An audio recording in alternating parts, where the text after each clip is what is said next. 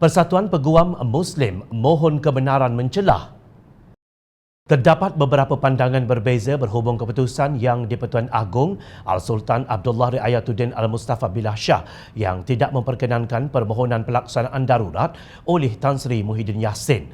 Ada yang memberi pandangan dari sudut undang-undang dan ada yang melihatnya dari sudut politik dan keadilan. Pada 2 November lalu, Persatuan Peguam-Peguam Muslim Malaysia PPMM memohon kebenaran mencelah di dalam saman pemula terhadap kerajaan Malaysia di Mahkamah Tinggi Kuala Lumpur oleh Peguam Syed Iskandar bin Syed Jaafar. PPMM melantik Tetuan Emilda Fuad Abi dan Aidil, Peguam Bela dan Peguam Cara untuk melaksanakan tindakannya.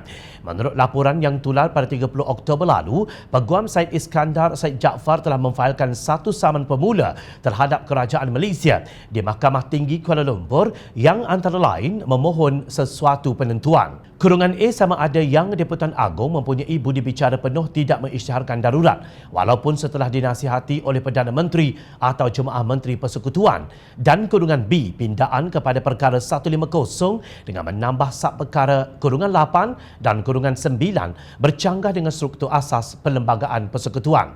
Syed Iskandar mendakwa bahawa keengganan Agong bertindak atas nasihat Perdana Menteri mengakibatkan Raja menjalankan fungsinya dengan cara yang tidak sesuai dengan artikel 40 dan 150 Perlembagaan Persekutuan.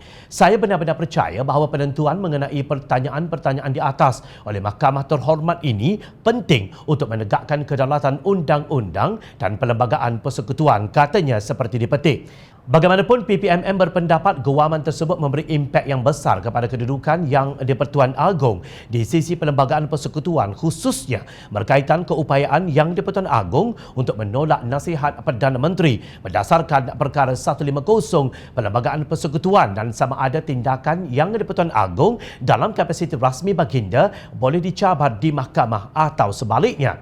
PPMM juga membangkitkan pentingnya keupayaan Parlimen membuat undang-undang mengeluarkan kuasa mahkamah untuk meneliti keputusan kerajaan berkaitan dengan proklamasi darurat.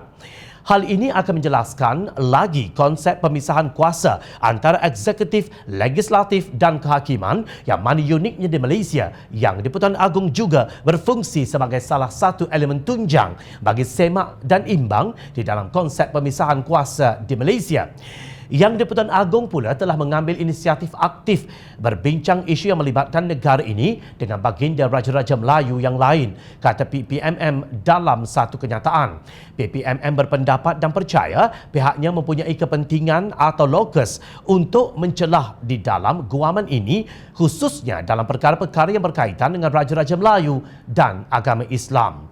Ini kerana isu perlembagaan secara langsung berkait dengan kedudukan Raja-Raja Melayu dan PPMM memperjuangkan keluhuran perlembagaan dan kedaulatan undang-undang.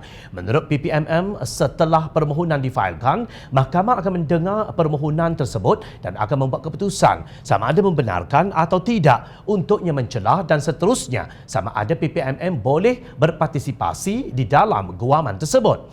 Kenyataan tersebut dikeluarkan oleh Presiden Persatuan Peguam-Peguam Muslim Malaysia, Datuk Haji Zainul Rijal Abu Bakar.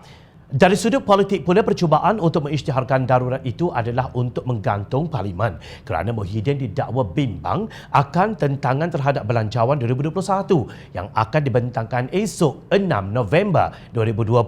Antara alasan yang di-Pertuan Agong dan Raja-Raja Melayu menolak cadangan pengisytiharan darurat ialah Raja-Raja berpendirian pentingnya dihormati mekanisme semak dan imbang antara pelbagai cabang kerajaan dan peranan Seripadu Baginda untuk mengimbangkan pelbagai tuntutan demi menjamin berlakunya keadilan dan membatasi sebarang unsur penyalahgunaan kuasa. Raja-raja turut menegaskan pentingnya prinsip raja berperlembagaan dan demokrasi berparlimen diterjemahkan melalui budaya pemerintahan yang pada setiap masa meluhurkan perlembagaan negara dan mendaulatkan undang-undang serta mengutamakan kebajikan rakyat jelata. Maknanya Raja-Raja membuat keputusan tersebut kerana melihat bahawa darurat tidak menjamin berlakunya keadilan di samping ia cenderung untuk penyalahgunaan kuasa. Sementara Parlimen bersidang, kita tunggu apa keputusan mahkamah.